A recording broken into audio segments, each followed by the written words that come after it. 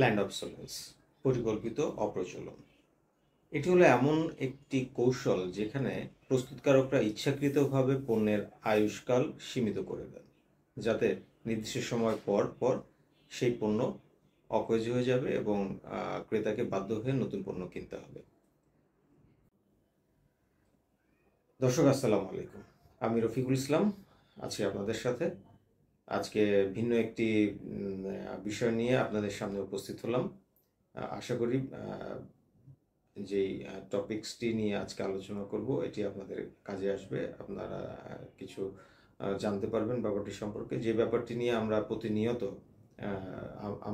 আমরাই এই ব্যাপারটির একটি পণ্য, আমরাই আমাদের উপরেই এটি চলতে থাকে। তো এটি জানা আমাদের সবার জন্য খুবই জরুরি দরকার। তো চলুন কথা না বললে শুরু করা যাক।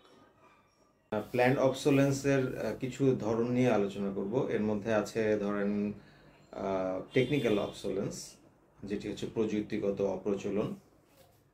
এটাকে আমরা এভাবে বলতে পারি, নতুন প্রযুক্তি বাজারে আসার ফলে পুরনো পণ্য অকার্যকর বা অপ্রচলিত হয়ে যায়। উদাহরণস্বরূপ আমরা এভাবে বলতে পারি, পুরাতন স্মার্টফোনে নতুন সফটওয়্যার সাপোর্ট করা বন্ধ করে দেয়।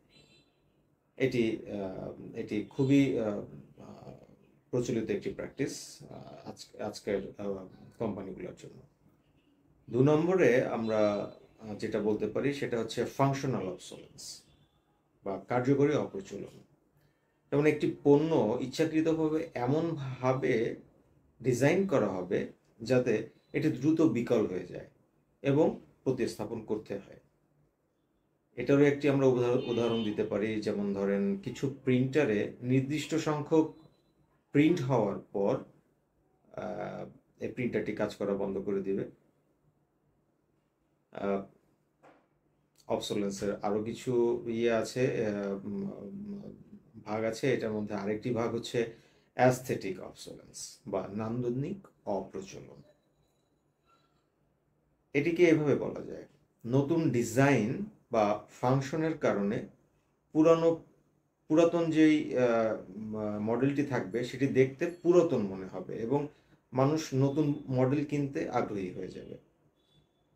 যেমন ধরেন প্রতি বছর নতুন ডিজাইনের স্মার্টফোন আসায় সেম কোম্পানির পুরনো মডেলের স্মার্টফোনটিকে আমাদের কাছে অনাকর্ষণীয় মনে হয়, ফলে আমরা নতুন মডেলটি কিনতে আগ্রহী হয়ে উঠি।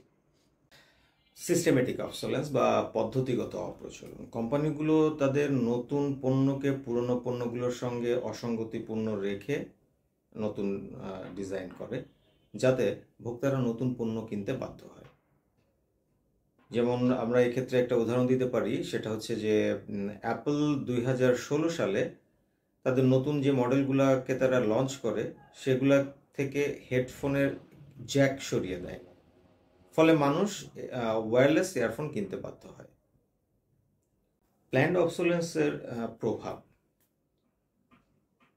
ভোক্তাদের বারবার নতুন পণ্য কিনতে বাধ্য হয়, ফলে এতে তাদের খরচও বেড়ে যায়। ইলেকট্রনিক্স এবং প্লাস্টিক বর্জ্যের পরিমাণ বৃদ্ধি পায়, যা পরিবেশ দূষণ ঘটায়। 3, কিছু ক্ষেত্রে এটি ব্যবসার জন্য লাভজনক হলেও গ্রাহকদের জন্য এটি অসুবিধাজনক হয়ে দাঁড়ায়। প্ল্যান্ড অবসোলেন্স মূলত কোম্পানিগুলোর একটি কৌশল, যা ব্যবসায়িকভাবে লাভজনক হলেও ভোক্তা ও পরিবেশের জন্য নেতিবাচক প্রভাব ফেলে। অনেক দেশে এই কৌশলের বিরুদ্ধে আইন করা হয়েছে, যাতে ভোক্তারা দীর্ঘস্থায়ী এবং টেকসই পণ্য ব্যবহার করতে পারেন। দর্শক, আজকে এই পর্যন্তই। যারা আমাকে সাবস্ক্রাইব এখনো করেনি আমার চ্যানেল, তাদেরকে আমি অনুরোধ করব আমার চ্যানেলটি সাবস্ক্রাইব করার জন্য এবং লাইক ও শেয়ার দিয়ে আমার পাশে থাকার জন্য। ধন্যবাদ।